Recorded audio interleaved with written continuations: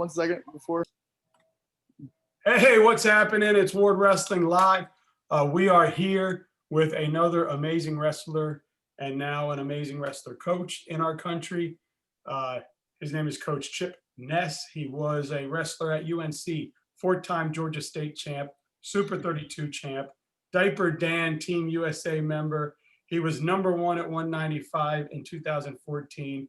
He was a D1 All-American, not once but twice in 2018 and 19. And coming out of the great state of Georgia, he's here with us today.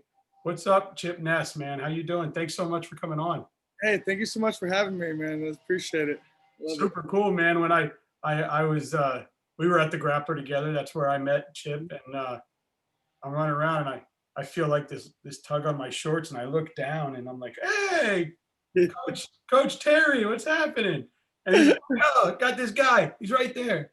No, I'm not that tall myself, so I can't screw with him too much. But he is the one person I've ever met that is a little shorter than me. But I mean, he's feisty, man. He'll give you a run for your oh money. man, watching him coach was an absolute pleasure. I love the fire, and he's jumping up and down and running. You can see the coaches on the other side are looking at him like, hell, dude, just relax.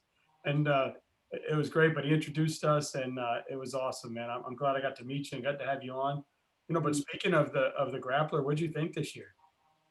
Oh, it was a great opportunity. I know the Michigan Grappler, moved from Michigan to Myrtle Beach because it's the only way they could really, have it. And it was my first high school tournament back since being out of high school, really. I've been to Superior 2 when I was in college a little bit just to kind of see what was going on. But I don't know if I just didn't really notice when I was in high school or something, but parents are crazy, man. It's just parents are crazy. Everyone, it's a funny sport where it's intense. You have little kids or just high schoolers, I guess, that are that are like really getting after it, really, all competing for scholarships. So it was incredible to watch, incredible to coach. It was funny. I was yelling at referees and then apologizing after the fact. So it was a funny experience. Man, how deep was that? How deep was that elite division? The elite division, actually, I didn't really know that going into it, but then I started seeing like there's some number one in the country kids, there's some like top 10 kids. There's like in every weight class kind of has like a couple like nationally ranked guys. I was like, wow, I didn't really think. I guess because I thought it was South Carolina and Georgia, really didn't see much coming. But there was so many ranked kids from Georgia, so many ranked kids from Michigan, Florida. It was a really good tournament. Yeah, I mean, your boys in Georgia really brought it, right? I mean, what a great final with Camden Monroe and RJ Weston. Man, could have went either way. It was fun to watch two top Georgia kids that if they stay at that weight, I'd imagine they would meet in the States because they're in the same. I don't know. You guys in Georgia have like 32 different things, right? Yeah, that is something I'm not so proud of anyway. The 7 classifications we have. So leaves room for little ambiguity, never that quite sure who's the best in the state when they have 7 classifications. So something you got to see it at the Grappler. I mean, Georgia brought it. They brought some big studs. They had a lot of placers. You guys brought, how many kids did you bring? I know with our club, I was helping out with Terry Style, Terry Allison, like you mentioned. I was helping with Terry Style, a little bit of Level Up with Donovan Pannone, and I'm not sure exactly how many kids. I know that I was in a group chat with 10 of them, and I was responsible for 5. So we did pretty well as a team anyway in at least the elite division. So it was a good bit of kids. I mean, I know a lot of other Georgia kids and other clubs and stuff, but I don't know. We brought it. We did pretty well at least. Yeah, I think I mean I'd have to double check, but I think it was Michigan, Florida, then Georgia in the Cup standings. I think I'd have to double check that, but man, it was really nice to see the South bring it. They brought a lot of kids. They showed up for it, and I felt good for Tony because his heart is in Michigan. He started it for the purpose to get Michigan kids wrestling from around the country, and just to see it be successful and go off and do what it did, it was fun. And then the varsity division, it seemed like the elites just kind of leaked down into the varsity division this year, being that it was 2 days. So now you're looking at these varsity brackets, and they were beast mode. I mean, I know you were coaching at both of them. Mm-hmm. Yeah, I noticed that. I mean, definitely elite, and it was obviously tough and stuff. And even the varsity really had a lot of like great experience for guys that hadn't been doing the national tournament scene, haven't been doing the Super League 2. It's a great feel for like, hey, there's some guys from other states. How do I rank up? What do I need to be doing? Do I need to be putting more work in, or am I good where I'm at? So it was really good feeler for all the kids. You felt like jumping back on the mat. You're not that far out of it, right? Oh, there's a huge, buzz around it. They announced that $20,000 tournament for 195. I had beaten one of the kids. I felt like I had accomplishments that paired up with it. So, I talked to Christian Piles. He said I wasn't quite, or he said that I hadn't been competing since nationals. So he gave the spot to other people that have been currently competing. But now that that's an opportunity, now there's a real money involved with wrestling. There's definitely piqued my interest. I'm definitely going to be giving my body a feel and see what I'm made of still. But keep an eye out for Chip Ness 2021. Yeah, and from what I understand, I know that you're doing some stuff with Terry, but you're also doing stuff whatever you can do right now. But he's supposedly one of the best grappler coaches. I mean Greco coaches around, correct? Yeah, he's an incredible Greco coach. He would have been making a lot of Greco world teams if it wasn't for Ryan Mango. He's a lot of. That's why I kind of give him junk for. It's that. It's like, oh man, you would have made this team. You would have been a great Greco all star and stuff. And all you had to learn is just beat Ryan or Spencer Mango, stuff. So, but he definitely is a really good Greco coach and a really good, coach overall, with mentoring these kids. Like he has. Him and Donovan Pannone level up, and they've been working together and really, big part of the success of why, North Atlanta or Metro Atlanta areas have a lot of great kids. We're able to still produce well. So, yeah, and I don't remember who I spoke to. I mean, I remember who I spoke to. I just don't remember which one. I had RJ Weston on, and I also had Camden Monroe on, and one of them told me they were actually at level up when they were talking to me. Oh, really? That's So funny. Yeah. one of them was doing that, and I don't remember. I don't remember which one was telling me, but they spoke highly of Pannone and stuff. But man, what do you think when you were sitting there watching all the Georgia kids and seeing Georgia wrestling? I mean, you were a Georgia kid, you were a four-time Georgia state champ. Not only that, you won the 32. You were on the diaper Dan. I mean, you did a lot of stuff. Two-time All-American, but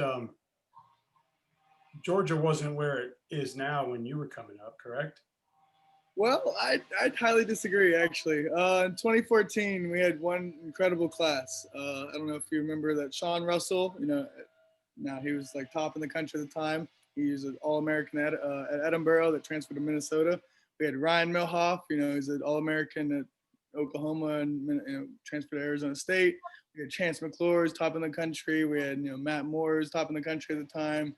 Alonzo Allen. I just remember it was a huge team. We had a lot of great ranked kids. And I don't know what event exactly it was, but I remember we had Team USA versus Team Georgia back in the day because they picked one like state, whoever had the best best senior lineup for the country, and they picked us that year, and we were very fortunate. We were also Team USA, so there was a great, we had a great class. 2014 was kind of an anomaly, though. We did have a lot of good years that guys have been training together. We all kind of graduated the same year, so that was very helpful. We guys the same age and stuff, so that was helpful.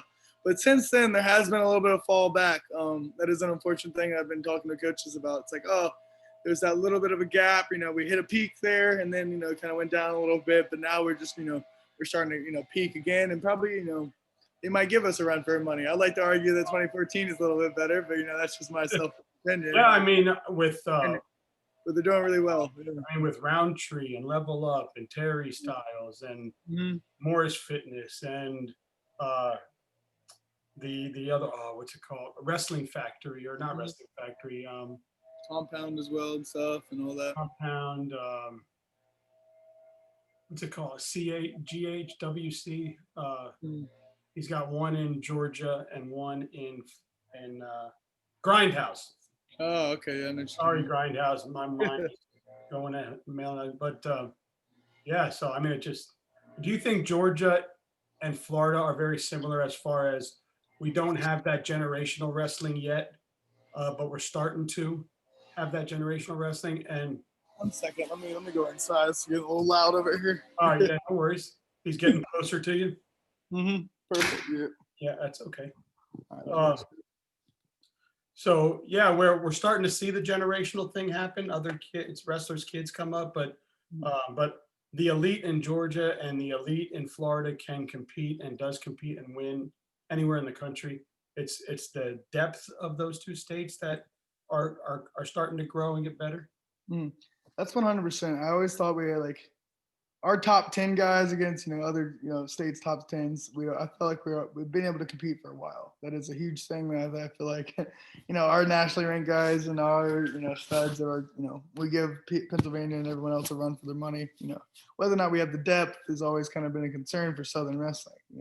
For whatever reason it is, I'm not really sure, but that upper middle tier, so not like the top tier, but man, I say upper middle is really starting to build. I've noticed in Florida and Georgia, it's really like we're able to get those guys to really start, doing well and really, building that foundation that, then the guys that want to do better, then excel. So I have noticed have been, a huge influx of people that are doing better, really just getting overall.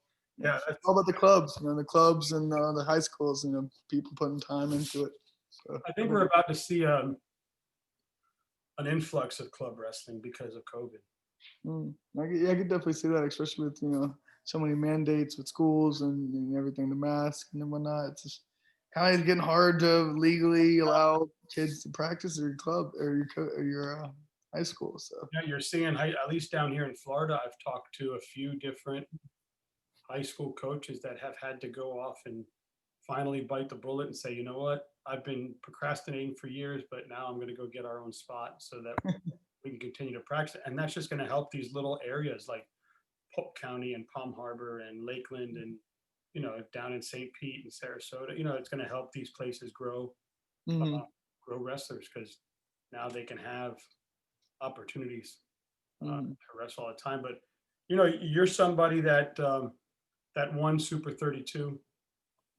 I've talked to wrestlers and I've talked to wrestlers' families and coaches and winning Super 32 was really something that not just winning obviously, but being a placer or a winner at Super 32 really changes the perspective of who you are, changes your name in the public spotlight and colleges. That's when they're really like, yo, okay. I mean, what did it mean to you? You were already winning state championships. You were already winning national tournaments. You were already very highly ranked and sought out of, but then you win that. And what did that do for you and your career going forward?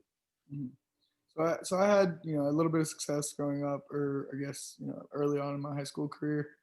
I won freshman nationals. I ended up getting upset and got third at sophomore nationals. I won my freshman sophomore state titles, but junior year actually, even the year before I won it was a huge recruiting year for me. Junior year, as everyone knows, that's when coaches can start talking to you. That's when you kind of get your feet wet of, oh, where am I going? Like I don't know, like who wants me?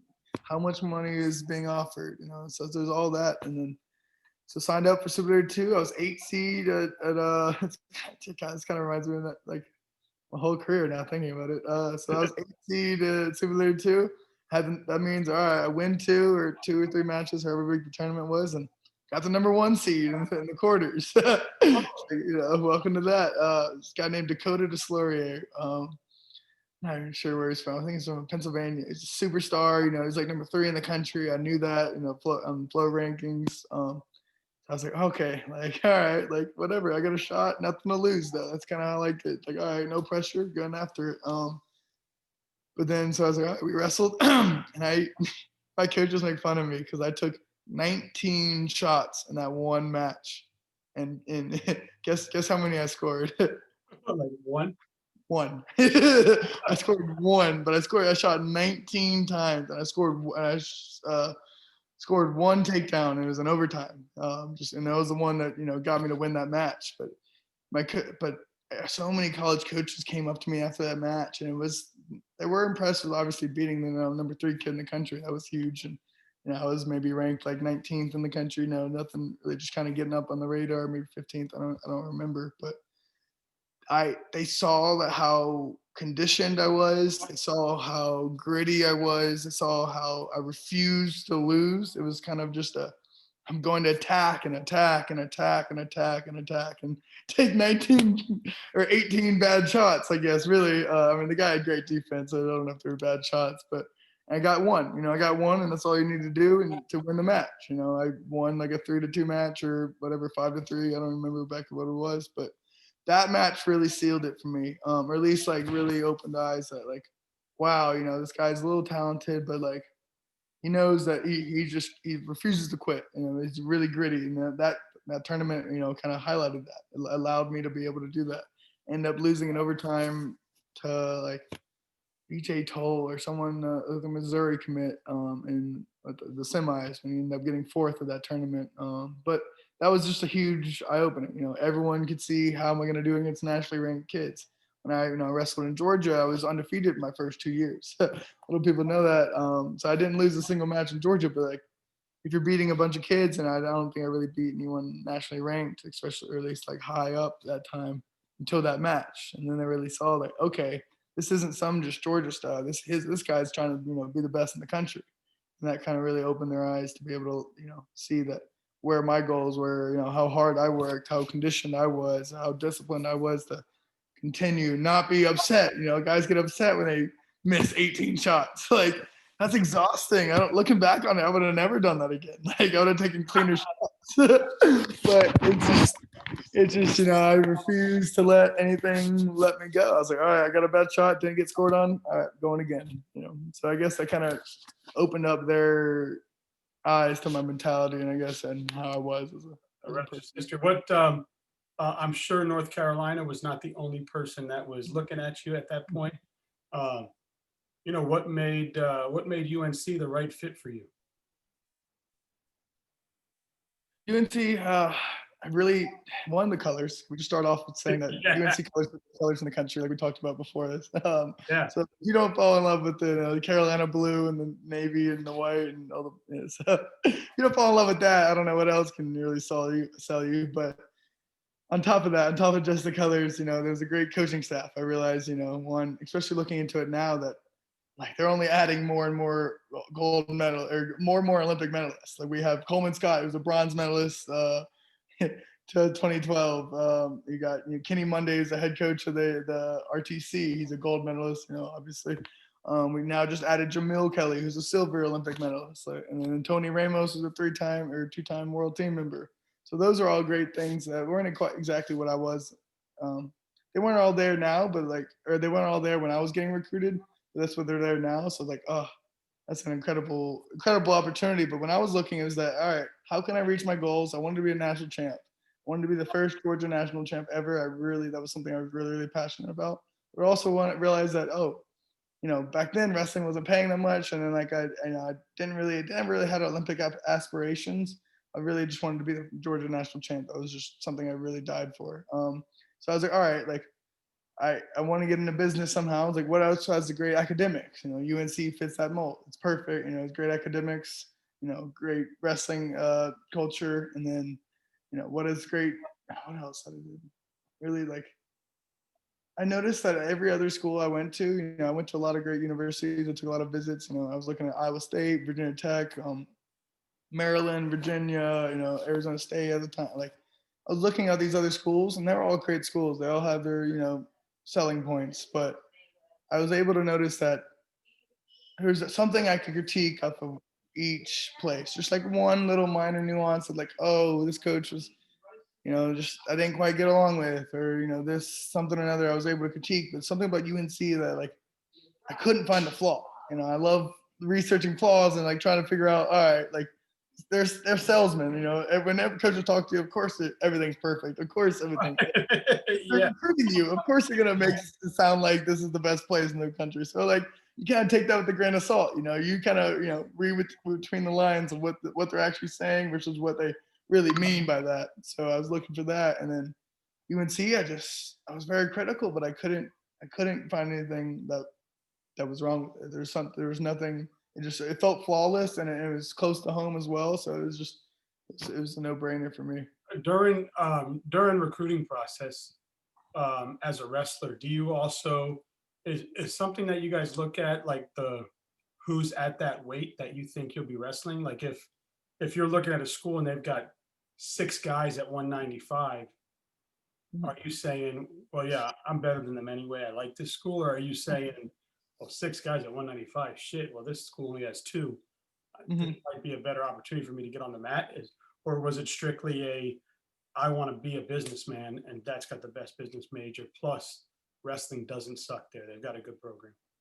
So the way I look at that, that's a very interesting and very important question because if they got 6 guys or 6 guys at your weight or your 2 weights, then clearly, like one, it's good for them, great for them that they got a good program and stuff. But like, how much do they really care about you? How much do they really believe in you succeeding? If they have 6 other guys, they have a lot of fallback, a lot of plan Bs when I should be plan A because I'm the top kid in the country. Like you want me to, don't you believe in me if you have a bunch of guys? I mean, it also like when it comes to money wise, it's like I never saw like, oh, if you recruited 3 other guys that are also 182 pounders or whatever, it's like I want to. I was like, I'm supposed to be the guy. Like I want to be into it. So for me, I wanted to start for 4 years. That was something I also wanted to have.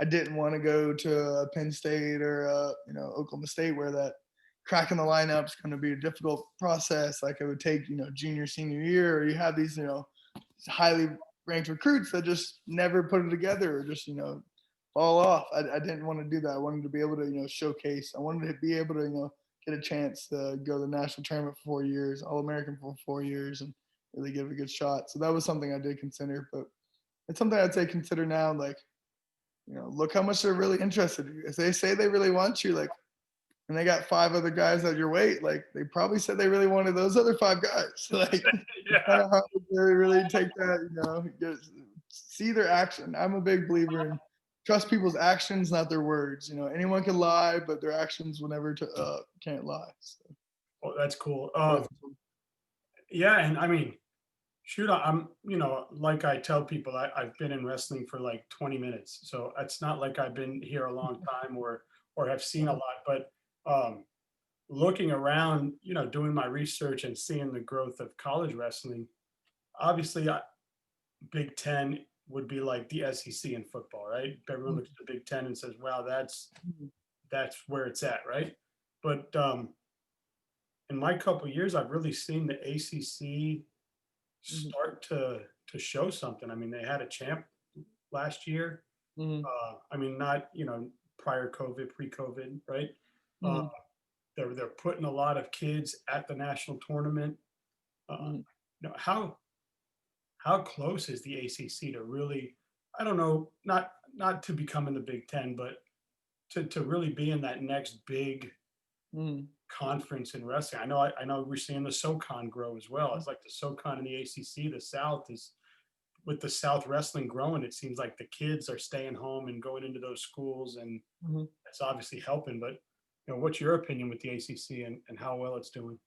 Well, I mean, just like the Big Ten has what 12 schools or how many schools they have wrestling. I mean, they're like the top tier Big Ten schools are obviously doing well, and you got the guys that are killing it, and the Penn States, the Iowas, all that. But when it comes to ACC, there's only 6 schools, and 4 of them are in the top 10 this past year. Like with NC State, UNC, Virginia Tech, and Pitt. 4 of them in the top 10. So 4 out of 6. What is that? 66% are all in the top 10. So if you were to look at Big Ten, how many were in the top 10? Maybe 5 at tops, or I don't know, 6, possibly 7. I don't know, but percentage wise, ACC really ranks up with there. So because of the lack of school, we don't only have 6 schools. That's kind of a disadvantage, I guess, in a sense, but not really. I like you get quality competition, you get quality duels. Like there's so many nationally ranked kids when it comes to the UNC NC State duels, for example. Like that it came down to one last match, one takedown, really, between UNC beating NC State or vice versa. And So ACC. the coaching staffs are incredible. I mean, I spoke to Dukes, I spoke to Virginias, I spoke to Virginia Techs, I spoke to I haven't spoke to North Carolina. I've tried to hit up Tony Ramos a couple times, but he's been very kind in replying. He's just says he's been really busy. Busy people, man. They got a lot of things going on. And Especially NC State, I've had some wrestlers on from NC State, but I haven't had the coach. What's it, Papalazio or something? something like that. Papa, I can't. I'm totally going to screw it up if I try to. But when you were at UNC, how long have you been out of UNC now? I graduated in 2019, so I wrestled in the last national tournament that's happened, basically. So were you there when the Morris twins were at NC State? Yes, yes. Nice guys. Did you guys have any sort? Were you friendly? Yeah, I mean, friendly enough. Yeah, they're pretty cool. They just most took kids over. are good. They just took over Cardinal Gibbons down here, their old alma mater. So they're coaching down there. Okay, that makes sense. I think I saw them this weekend in Myrtle Beach. Yeah, they were coaching. Yeah, I remember saying hey to one of them and stuff. So. Yeah, real nice kids. Really good. Well, kids, they're not kids now. I mean, I'm 44, so I am a little bit older. But man, so your goal was to get that national championship. It didn't come to fruition, but you did. You did All-American at 2, which is huge. That's hard to do. Tell us a bit about that experience, the 18-19 tournament. What was what are your most memorable matches, your most memorable moments about that? What's the biggest name? What weight class were you wrestling? 195? 184. 184. So 184, yeah. So I guess it was backtrack from 2018 tournament. There's a lot of I took a redshirt year, my third year. So I took 2 years of 197. I didn't qualify for the national tournament my freshman year. It was really upsetting. And then I qualified, but didn't do that well. I went like 1-2 at not 197 my sophomore year. So I realized, all right, I'm not big enough. I can't keep getting away with not cutting weight. I didn't cut weight in high school, so I was like, all right, I'm gonna try to do this in college. I was like, all right, I gotta get clean. I gotta, cut all the baby fat. I still the cheeks, whatnot, a little baby face. So I had to all right, got down to 184. That was a great thing. I took that redshirt year to really get used to the weight transition, really get used to the pace of everything. Going into 184, I had lost so many close matches that year. Like for example, against Taylor Vins from Nebraska, I lost an overtime match against him in our duel, and I lost a bunch of 1-point matches, a bunch of close matches, and I was never on the winning side of them. But I felt like I was close. I was like, all right, these guys are top in the country. These are guys that are previous All-Americans, and why am I oh, I'm so close? What is that little edge? I just need to jump that hump. So, going into the national tournament, I was unseeded. So I was like, okay, I'm gonna be thrown to the wolves. Who knows what seed I'm gonna get first round, but it doesn't really matter. I know that at least if it's my day, if I just rise up to the occasion, like I kind of always have, and really just let it go balls to the wall, I guess, for lack of a better expression. But I like it. what was the first match? First match I had 10 seed Emory Parker from Illinois. So he ended up getting third on the way back. But I had 10 seed Emory Parker. Never wrestled him before. I knew he was good. I was like, all right, well, if I just win this match, I was like, that's all I need. It's just win one match at a time. And really I ended up winning some 4-3 match, holding them on with the last 5 seconds left before you almost reversed me, but didn't. And I won a 1-point match. I was like, you know what? Hell yeah, that's all I need. On to the next round. And on to the next round, I have number 7 seed Taylor Vins from Nebraska. Like I mentioned earlier, he beat me in that duel. In the duel we had by takedown in overtime. I was like, okay, I got this. I'm feeling good. There's no reason, no one can stop me. I believe that if I just, like I said it earlier and about the Super 2, if I just keep going, they can't break me. I'm just gonna eventually score more than they score me. And that's basically what happened. I went in there, just took it to him in the pace in the beginning, and really just start put him on his back at one point. I was up by a major a little bit, and then I lost it in the end. But I got to the quarterfinals. I got to the quarterfinals against Miles Martin, and then I knew Miles Martin was a great wrestler, and I knew that he's tough. Obviously he's a national champ at the time, and I knew just going into it, I was like, all right, just let us fly. There's no reason to be nervous. I just what is it? What do I have to lose? I'm obviously the underdog, and I like that about it because it takes all the pressure off. Now it's all right, let me just wrestle. Let me just take it to him, be meaner than him, and just try to beat him. I know I had one of his closest matches that year. It was, I lost like 10-6. I think it was what the final score was.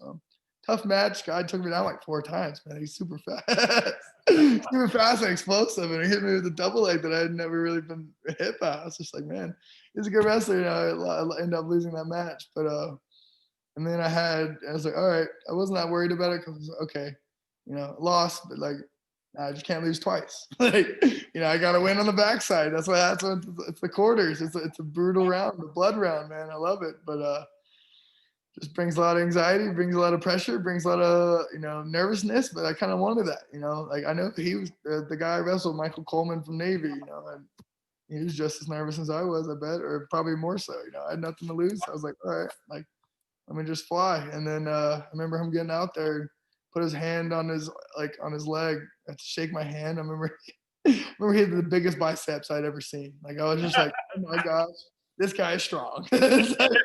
I had to get slick with him, for sure. And when we sent him out there, and I was just like, all right, like, same old, same old. Like, I know he's not better than me. I'm gonna beat him. Today's my day. And I was wrestling. What was it? Maybe gave up a takedown or something happened. I remember just being down 3-1, going in the third period. We're neutral. I was like, all right, like, I need a takedown. I got like a minute. Like, I remember looking. It was like 50 seconds. I was like, I got 50 seconds. Down by 2. I can't go all this far. Can't upset these 2 kids. Can't get so close to losing around the 12. That's not who I'm about. Like, I just would be so upset. I was like, I'm going to find a way. I'm going to break this kid. I'm going to, do whatever is possible to score. And I hit a double leg, which I never hit double legs. I had a low double leg, and I just somehow just ran through him and put him on his back, held him on his back for a 2 count. So I ended up winning 5-3 in the last or whatever. Like, and it was just the most exhilarating feeling of my life. And from there, you're an All-American. Oh, I was an All-American. I remember looking at my parents, and I was almost. I was just like, I even feel it now. You could see it. It's awesome. You work for what, 17 years or maybe 16 years at the time for this moment, for really to finally break that All-American status. It was such a huge moment for me and my family and my coaching staff for the state of Georgia. Like, there's so many huge events behind it. I just felt overwhelmed, and I was like, oh, this is the best feeling in the world.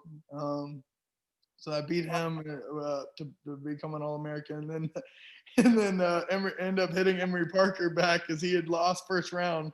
The Illinois guy had first round, and he made it all the way back and ended up beating me by like a point this time, and then he ended up getting third anyway. So I wrestled for 7th and 8th, and I had Max Dean, who I also lost to in that year, and I beat him for 7th and 8th, pretty good. So I beat him. I saw Shonen, Kale Shonen, is that his name? He just announced, do you want to see a Max Gabe matchup on that new show they have? Right, that would be funny, actually. That'd be awesome. Man, it's awesome to hear you relive that. That's incredible. Did you have a rival in college? Was there somebody that you always came up against every year in the ACC, or that you were always like, wow, this has been fun? Maybe you have memories of that rivalry, or were you pretty much just doing your thing? I don't know about rivalries more so. I did wrestle Max Dean a good bit. I did have a vendetta against him, I guess, a little bit. There's something about it, really just. I mean, I think he feels the same way about me. Just we always we're conditioning guys. We're mean. I'm gonna try to break you at all times when I wrestle you. And as I said, so we did. Yeah, I'd say we had a little bit of a rivalry, I guess. So even though we weren't exactly ACC competitors, I'd say him a little bit. I don't really know that many people I had that many rivalries with, because I like moved weights from 97 to 184. But I'd say Max Dean, man. There's something about I just hated. I just wanted to break him every time I wrestled him. I know he felt the same way, but in like a competitive nature, nothing personal. Just when we wrestle, it's gonna be a scrap. It's gonna be a fight, I guess. So that was the 2018 national tournament anyway. That was a really fun. That was in Cleveland and Believeland, maybe. So what'd you end up? What spot did you end up taking that year? I got 7th because I lost to Emery Parker on the back end. And then in 19, what place? So I got 6. So I guess 19, Ah, so 19 was a huge year for me. I was super excited because had a decent year. Like I said, I ended up losing to a lot of the kids again by close matches throughout the year. You know, I had some decent. Not that I had a couple good wins and stuff, but it was just all right. Here I am again, 15th seed going into the national tournament. I got the 2 seed in the second round if I win my first match. I was like, all right, perfect. This is what I want. Like, I love being an underdog. I love, trying to figure out like, all right, having nothing to lose, really. Pressure is just what you think is what you're expected to do. So I was like, all right. I had the first match. I think it was against a Wyoming kid. I think I did pretty well. Beat him by 4 or 5 points. I was like, all right, I felt good. Going into the tournament, I had some back spasms. I had some minor, like a torn LCL, just like a little minor tear. I had little injuries that were like kind of made me nervous. I was like, oh, is my body gonna be able to hold up? It's a hard tournament. You got a lot of matches to be able to wrestle. But I was like, I had a little doubt. But that first match really like, okay, my body's fine. I'll be fine. Like it's the last tournament I'll ever have to wrestle. Really, like I'll be able to suck it up to whatever I have to do. So going into it, I had the number 2 seed Shakir Rashid. I knew that Shakir Rashid was undefeated. I knew that he'd also kind of dodged some matches. I noticed that he didn't wrestle Big Tens, didn't wrestle a lot of duels, but he wrestled here and there. So I was like, all right, like for the number 2 seeds, like that's a big, usually they're really, really damn good. But I was like, my way of looking at it was optimistic. I was like, all right, out of all the 2 seeds, he's probably the least, renowned 2 seed. It's like he hasn't, really got 7th at 197 the year before. It wasn't anything that daunting. So I was like, okay, going into that, but I knew he was good. He was very capable of winning. I'd seen him, but he's also capable of losing. So going into that match was just as crazy as my round of 12 match the year before, probably even much crazier now thinking about it. One of my favorite matches of all time. It was just so much hype around it. Everyone was watching, so much explosion or crowd noise, but it was kind of the same thing. I think I gave up a takedown the first period or something like that. He wrestled, we went hard. I made sure not to get cradled because that was a big thing he was doing. But kind of in the same scenario. I remember I needed 2 takedowns this time. It was like, I don't know what it was. I remember being down by 3 neutral in the third period with like a minute and a half left. I was like, all right, gotta push the pace. Let's go. Like I'm gonna out condition him at least. If I can't take him down, I'm gonna see how can I break him is really what my mentality was going into it. And just somehow I love like watching it because it still blows my mind and I don't understand like what position it was and how I exactly did it. But I took a shot, took a sweep single, and then like as I was trying to go finish, he did some type of just I don't know. I don't know what it was. I don't know where his mind was. I don't know if he was so tired that he wasn't really thinking, something he like went backwards trying to do kind of a leg pass. And I kind of just held his leg, backed my hips up into a scramble position. And, I heard his neutral danger in college. So I heard the ref counting 1, 2. I was like, well, I know it's not me. So I'm going to just hold here. I'm going to hold him on his back. And I end up getting a takedown and 4 back points while him on his back. And I was like, oh my gosh. I was like, 30 seconds left. I'm now up by like 5 or something like that. I was like, I'm gonna do it. Like, it's like I win it. It's like I needed 2 takedowns, but now I'm, cruising. Now I just need to hold on. And as soon as I did, I was like, I remember screaming when I was on top of him. I was like, we had like 20 seconds left. I was like, oh my God. I was like, this, Yeah, so I had him on the show, man. He was pretty cool to talk to as well. yeah, he's a real nice guy and stuff. I love giving him trash for me doing what I did. I guess upsetting him is Yeah, he's doing clinics now, so I bet you can get with him and probably do a couple clinics with him. He's going around the country. I'm sure if you said, "Hey, man, let me jump in on some of those," so I don't know. you can bust his, yeah, you can bust his balls and help him coach. I don't know if I'm getting an invite from Secure. I don't think that's gonna happen.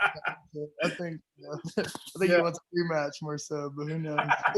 You guys can do like one of those like Rocky things where Sylvester Stallone and Apollo Creed kind of went to a secret little Right, just a mano y mano, just like ding, ding. Yeah. Right? Yeah, maybe if I get training, maybe if that's an opportunity for sure anyway. But so I remember after winning, I like the whole crowd just erupted. It was just like I hadn't heard something that loud since Zeke Moisey pinned Thomas Gilman in the semis. I was just like, wow, this upset. People thought it was an upset, but like me, my dad, like my core group were like confident going into it. It's like, on my day, that's why I was thinking, thinking the night before I had it, I was like, you know what, like this guy's really good. He probably, has better accolade or like, better technique or whatever, probably let's say he wins, like 6 out of 4 times if we would have wrestled 10 times. So I was like, but the only match that matters is today.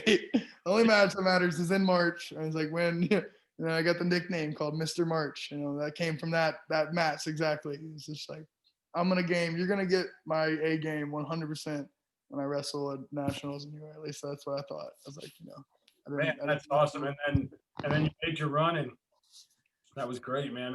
So then I had what's it called? Then I had the quarters. I had Sammy Colbray. Time having another overtime, another barn burner match. End up getting a takedown with like 7 seconds left in overtime before double overtime, and so I made it to the semis. And then the semis, I had Drew Foster, someone who I'd lost to by like a point, either the year before or something like that in a duel. I just knew that like he's damn good. Obviously, he's a national champ now. I was like, I had that same mentality. It's like today's my day. Like I could beat him, and in the first period, I remember taking a shot or something like that. I remember I look back and it's just like, dang, I wish I would have let it go. I tried to get a little cute with it. I tried to like, make a scramble more so. And he put me on my back. I was like down like 4-0 or 4-1 or something like that. But in the third period, I remember being down, like, what was it? Yeah, I was down 3 points in the fourth period. I was on top. And what's it called? I hit it with a nice, like a little claw with a bar tilt. And I hit it, and I got 3 back point swipes. But something that really bothered me is I just found out recently the clip is on YouTube if you want to go watch it. Drew Foster versus Chip Ness, and you could literally see there's a 5-second YouTube clip of this 3 back point swipes. So I was like, realistically, it's like it was. I still believe, I wish it was 4 back points. I would have got 4. I've been up by 1. That'd really change the match. That's neither here nor there. We should have probably thrown the brick, and that'll probably be talking about that for the rest of my life anyway. But I just like Drew Foster, man. I got that. I got that 4th back point, man. That's all I want you to know anyway. He went on to win it, right? Huh? He went on to win it, right? Yeah, he went on to win it because he ended up not being able to score after that. After I got those 2 back points, and he ended up winning it all afterwards. But who did he beat in the finals? He beat Max Dean, who beat Miles Martin that year. So you knew if you got Max Dean, I knew if I got Max Dean, I was like, all right, again, great competitor, obviously a great wrestler. He's beaten me a couple times. But you guys have wrestled so much that he beat me a couple times, but I knew that like if I would have beat Drew Foster, I thought Miles Martin was gonna win. I was like, all right, it's kind of hard to beat Miles Martin. The guy dominated everyone that year. But once Max Dean went, I even heard it in the loudspeaker. I was like, oh, gosh, I wish I'd have got that 4th back point swipe. Oh, I'm still upset about it. Don't worry. I knew that, me being my mentality, my clutch, my Mr. March, persona, I definitely would have won that match. But that's neither here nor there. What it could have, should have is what I kind of say. It's all right. Great, man. I mean, I've loved this. This is awesome. So, hey, let's do this. Cookout or Five Guys? Those aren't really comparable. It's like I'd say Cookout's a whole different there's a whole price range. I'd say Five Guys probably cost twice as much. And it's not twice as good. Yeah, it's not. I got to experience Cookout this weekend for the first time. Oh, really? On my radar now. Even my kid was like, "Can we just go back just for a Cookout burger?" Yeah, Cookout's great because the convenience. It's a great college meal. I love the trays and stuff. I'd say Five Guys has better food, just greasier. If you want to, sit down for the next 5 hours, go eat some Five Guys. Yeah. You go leg laced or gut wrench? Probably leg lace because my low single transitions really well into a leg lace, and it's just easy. You go Hooters or Buffalo Wild Wings? Well, I'll always say Hooters, of course. What do you mean? Yeah. Unless they could be the waitresses at Buffalo Wild Wings. Not just the wings are incredible at Hooters. That's all. Yeah. Okay. Georgia barbecue or North Carolina barbecue? Ooh, now you just put me in a bad spot. Now it's who do I decide with? Probably North Carolina barbecue. It really is. They are. That's like their thing. You like single or double? In regards to what? Single. Oh, wrestling. Probably single. Single, definitely love single more so. Even though you caught that double by mistake and won it, right? Really, yeah, really. The low double on accident almost. You go high C or ankle pick? Ankle pick for sure. How much of a high C guy? All right, peach pie or peach cobbler? Is there a difference? Is there a difference? I don't know if there's a difference. I think peach cobblers, I guess. I don't know. I know they're really similar. I'm not big of a pie guy, but it's right, so neither. Cheesecakes might be my say. Cheesecake, peach cheesecake, right? No. Yeah, Blue Ridge or Asheville? Asheville. I'd probably say, yeah, Asheville has some great mountains. Yeah, definitely. Yeah, I like it up there. Uh-huh. Arm drag or arm throw? I don't really hit either, so that's arm drag, I guess. Arm drag to a double or something. I don't know. Half or cradle? Cradle, 100%. 100%.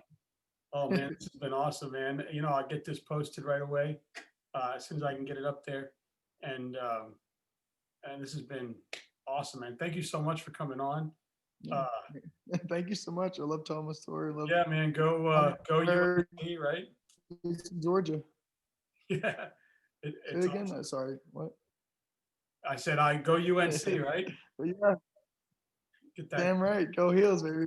Yeah, man. I'm really looking. I'm doing a lot of private lessons around here and around the area in North Atlanta. So if anyone's watching this now, if you want one-on-one tutorials from Chip Ness, I would love to help out any way I can.